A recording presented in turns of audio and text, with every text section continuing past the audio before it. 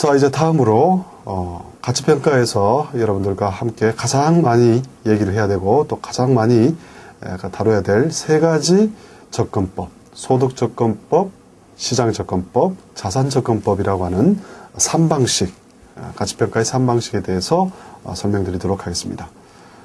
첫 번째가 이제 소득접근법이 되겠습니다. 인컴 어프로치.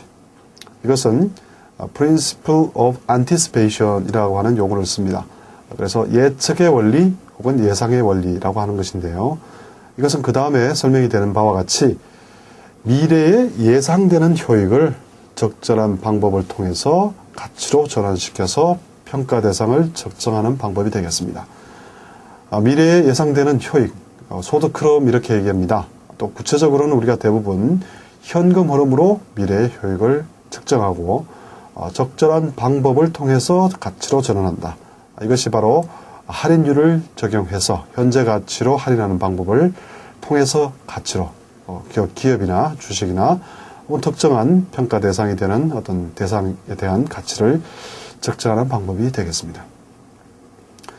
자, 계속 기업의 공존을 전제로 할 때는 기업의 가치는 현재보다는 미래에 창출할 수 있는 효익이 더 중요하죠. 따라서 소득접근법은 이러한 내용들을 그대로 담아낸 논리적으로는 가장 우수한 접근법이라고 할 수가 있겠습니다.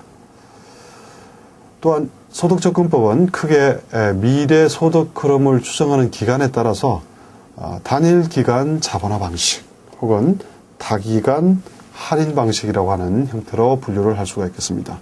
이것은 소득접근법 들어가서 자세히 설명을 드리겠습니다만은 미래 소득 흐름을 추정할 때 기업을 추정할 때 우리 이 추정 기간은 사실은 무한대까지 추정을 해야 됩니다.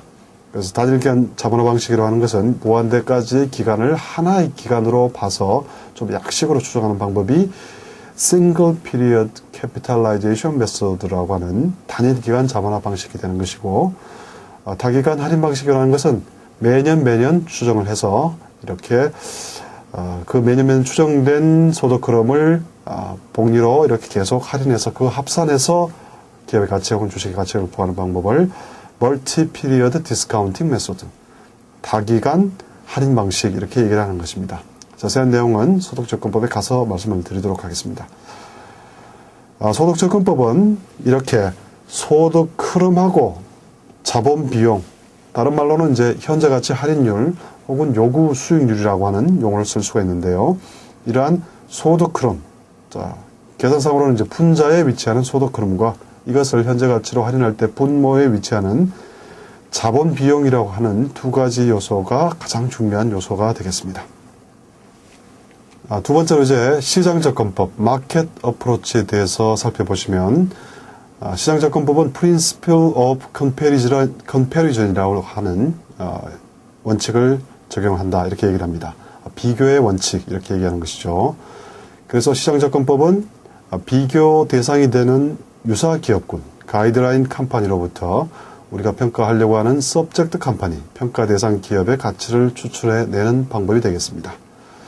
자, 이러한 유사 기업군이라고 했을 때 이 유사 기업은 대체로 동일한 형태의 상장 기업이라든지 혹은 인수합병 사례로부터 이때는 값이 매겨졌을 테니까 그죠? 이러한 사례로부터 그 평가 금액을 활용을 해서 우리가 평가하려고 하는 서브젝트 컴퍼니의 가치를 추정해내는 방법이 되겠습니다.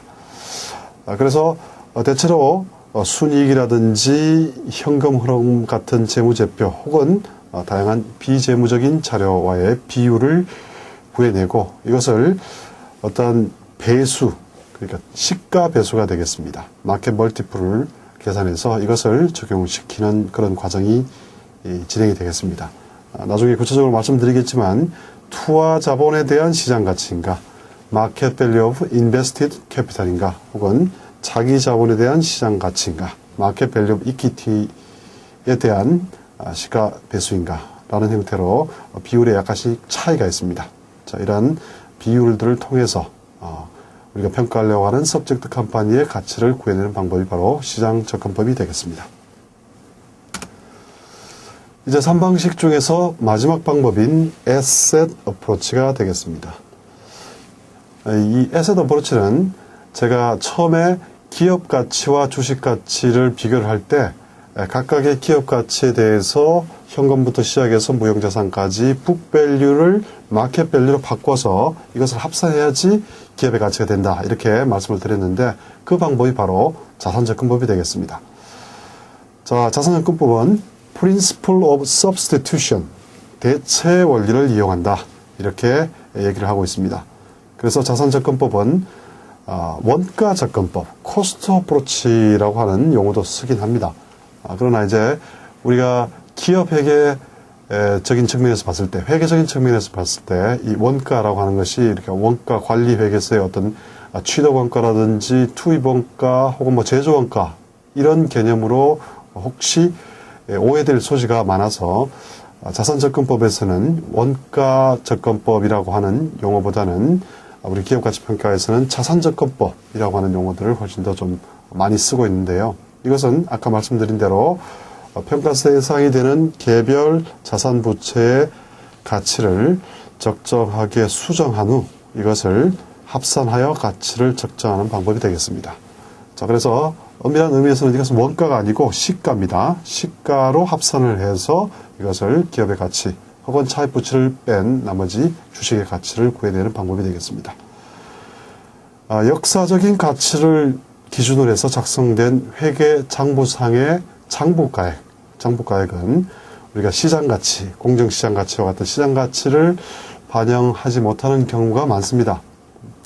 시가로 이렇게 반영되는 그런 상황이 계속 많아지고 있지만은 여전히 역사적 원가를 기준으로 한 장부가액이 원칙인 상황이 많으므로 이러한 내용들은 반드시 수정을 통해서 시장가치화 시켜서 이것을 합산하는 방법이 바로 자산접근법이 되겠습니다.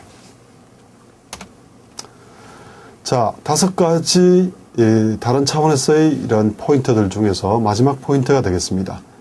가치평가 기법의 적용 방식이 되겠습니다.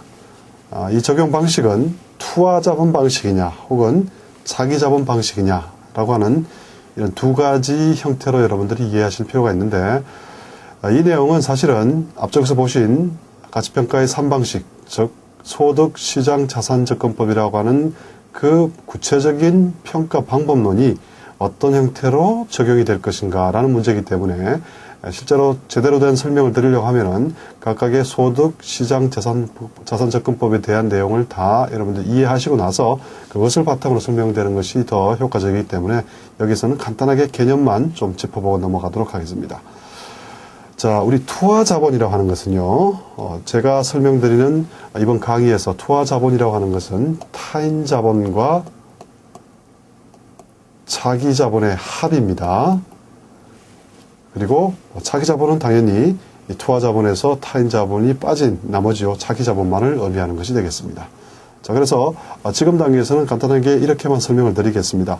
자, 투하자본 방식으로 주식가치를 구할 때는 2단계로 첫 번째 먼저 기업가치를 구하고 나서 여기에 차입 부채인 부채가치를 차감해서 주식가치를 산정하는 이런 두 번에 걸친 접근을 하는 것이 투하자본 방식이고 차기자본 방식에서는 어쨌든 주식가치를 한꺼번에 한 번에 구할 수 있는 이런 접근 방식이 차기자본 방식이다 라고 간단하게 좀 설명을 드리고 구체적인 내용은 각각의 소득시장 자산접근법에 들어가서 그때 설명을 드리도록 하겠습니다. 자, 그러면 방금 보여드렸던 이런 프레임워크가 5가지 다른 포인트에서 다 설명이 되었습니다. 자, 한번 다시 리뷰를 해보신다는 측면에서 살펴보시면 기업가치와 주식가치 우리가 따로 이해를 했습니다. 전체 기업가치 재무상태표를 축약시켜가지고 그 내용들을 북밸류를 마켓밸류로 바꿔서 합산해서 기업가치를 구한다. 그 다음에 차입부채를 뺀 주식가치. 그러니까 기업가치와 주식가치는 우리가 반드시 다르게 이해를 하셔야 되고 또 가치의 전제라고 할 때는 계속 기업으로 전제를 놓고 기업을 평가를 할 것인가 혹은 청산된 기업을 전제로 해서 기업을 평가할 것인가 라는 내용이고요. 가치의 기준이라고 하는 것은 공정시장 가치, 페어 마켓 밸류인가 혹은 투자 가치, 인베스트먼트 밸류인가. 가치의 기준 같은 경우에도 사실 몇 가지 다른 기준을 설정할 수가 있습니다. 많이 얘기되는 것이 규정상의 기준. 그러니까 국내가법 같은 경우에는 상정법이라든지 자본시장법과 같이 어떤 법규상에서 정해놓은 그런 기준이 있을 수가 있습니다. 근데 여러분들이 쉽게 이해를 하기 위해서 제가 공정시장 가치와 투자 가치 두 개로만 좀 설명을 드렸던 것이고요. 그 다음에 이제 가장 중요한 세 가지 접근법이 이렇게 소개가 됐고, 또 구체적으로 이러한 세 가지 접근법이 어떻게 적용될 것인가라는 것이 투하 자본 방식으로 적용할 것인가, 혹은 자기 자본 방식으로 접근할 것인가, 이렇게 전체적인 모양을 여러분들이 프레임워크를 이해를 하실 수 있어야 된다는 겁니다. 그리고 각각의 차원을 다른 차원에서 이해를 하셔야 됩니다. 이러한 내용들은 조합이 사실은 가능하죠. 예를 들어서 기업의 주식 가치를 계속 기업 전제로 해서 어떤 특정한 투자자의 입장에서 투자 가치를 소득접근법, 예를 들면 현금 흐름 할인 방식과 같은 디스카운트 캐시플로우 메소드와 같은 형태로 구했을 때 이것을 투하 자본 방식으로 적용하면 값이 얼마인가, 이렇게 어떠한 가치의 결론에 대해서, 가치 평가의 결론에 대해서 목표, 전제, 기준, 또 구체적인 기법과 적용 방식이 어떻게 적용되었느냐에 따라서 그 값은 얼마든지 다 다른 의미와 다른 값을 가질 수가 있다는 것을 여러분들 반드시 이해하실 필요가 있습니다.